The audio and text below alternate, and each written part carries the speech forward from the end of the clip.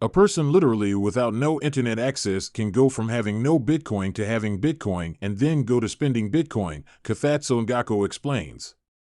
An innovation using the cellular network, GSM, could onboard millions of Bitcoin, BTC, users previously unreachable by the internet-dependent Bitcoin protocol. Built by South African developer TITANO, the new SMS-based service is named Makankara, a slang South African word for money.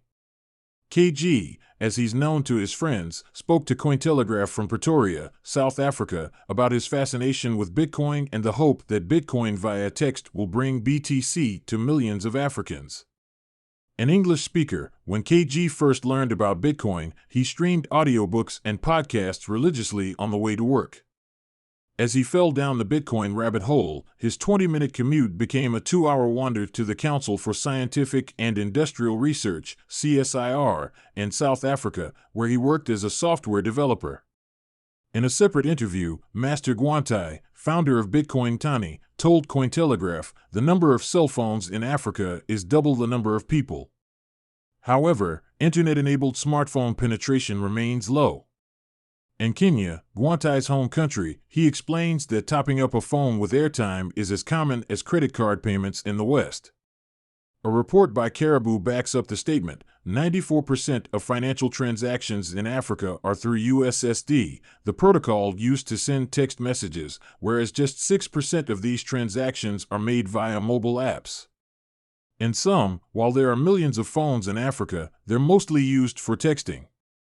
KG had stumbled onto something that could be huge for Bitcoin adoption in Africa.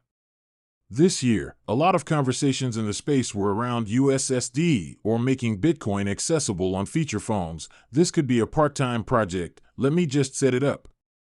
And that's basically how Makankara came to be. KG started by building an African language translation project, Exonomia. Now providing Bitcoin-related education in dozens of languages, he explained to Cointelegraph that if we make Bitcoin more accessible to Africans, then, as a consequence, they will learn about money and find a way to improve their quality of life. Once Exonomia picked up steam, he asked, what are the other barriers to accepting Bitcoin? Language is one, the other is internet access. He sums up the internet in Africa as a space dominated by big applications such as Instagram and Facebook. The problems inherent to smartphone users are having enough space on phones, internet connectivity, and price. KG shares screenshots of Makankara in action. KG coded up MATIC to solve those problems, explaining, the major focus is on spending and receiving Bitcoin. KG explains how it works. Users dial a number and are then introduced to a menu where they can learn more about Bitcoin or register an account. All you need to register an account is a 5-digit PIN, and from there on, you are presented with a different menu, send and receive Bitcoin. Here is Paco, the Bitcoin traveler who won't stop teaching people about Bitcoin around the world, demonstrating Makankara to a teacher in Nigeria, at Cointelegraph's request.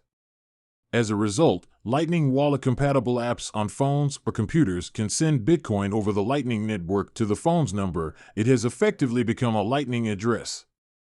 Makankara has integrated with BitRefill, an increasingly popular prepaid gift card service for Bitcoin in Africa. Plus, as of Wednesday, South Africans will be able to top up their Lightning wallets with credit from grocery stores in a partnership with One4You, a voucher provider. As Ngako summarizes, a person literally without no internet access can go from having no Bitcoin to having Bitcoin and then go to spending Bitcoin.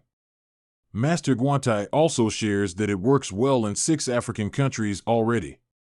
Plus, popular exchange Paxful has already shown interest, Gwantai explains, as the ease with which people can be on board using GSM is understated. KG flags potential concerns with the innovation as the government banning or reacting negatively to Bitcoin. The commission fees for buying the voucher could put people off, and the fact that KG understands that in offering a centralized company to onboard people into Bitcoin, there's a risk that they don't spend the time getting to know the technology. Plus, the service is custodial, a point that works against the Bitcoin ethos of not your keys, not your coins. So, he is looking for a way to use SIM cards as private keys.